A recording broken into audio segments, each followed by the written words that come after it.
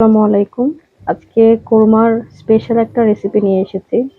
আশা করি পুরো ভিডিওটি দেখবেন আপনারা। এখানে আমি পেঁয়াজ কুচি, কাঠবাদাম, কিশমিশ, কাজু বাদাম ১ কাপ পরিমাণ টক দই দিয়ে ব্লেন্ড করে নিয়েছি। ১ কেজি পরিমাণ চিকেনের মধ্যে ব্লেন্ড করে রাখা মসলাটা দিয়ে মিক্স করে নিলাম। এই পর্যায়ে আমি এখানে দিয়ে দিব লবণ, রেডি মিক্স কোরমা মসলা দিয়ে ভালো করে মিক্সড করে রেখে দেব। এরপর এখানে দিয়ে দিয়েছিলাম ১ টেবিল চামচের মতন ঘি। ১ ঘন্টার মতন আমি রেস্টে রেখে দিব।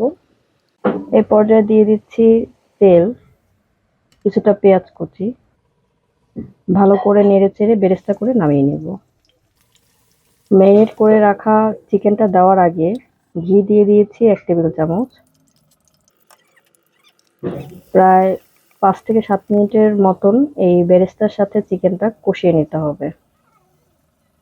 কষানো শেষ পর্যায়ে এখানে আমি দিয়ে দিব ১ কাপের মতো পানি। এই পানিটুকু দিয়েই সেদ্ধটা করে নিব। সেদ্ধ প্রায় হয়ে গিয়েছে। এই পর্যায়ে আমি ২ কাপ পানিতে আপনার ৬ টেবিল চামচ দুধ দিয়ে গাঢ় করে দিয়ে দিচ্ছি। আপনারা কতটুকু ঝোল রাখবেন সেটা নির্ভর করে আপনাদের টেস্টের উপরে। আমি এখানে খুব বেশি ঝোল রাখবো না। বেরেস্তা দিয়ে নামিয়ে নেব। আচ্ছা, আপনারা এই রেডি মিক্স দিয়ে কোরমা খেয়েছেন কে কে? আমাকে কমেন্ট করে একটু জানাবেন কেমন হয়েছিল। খুবই মজা হয়েছিল। আপনারা ঈদের মধ্যে চাইলে এটা ট্রাই করে দেখতে পারেন। আল্লাহ হাফেজ।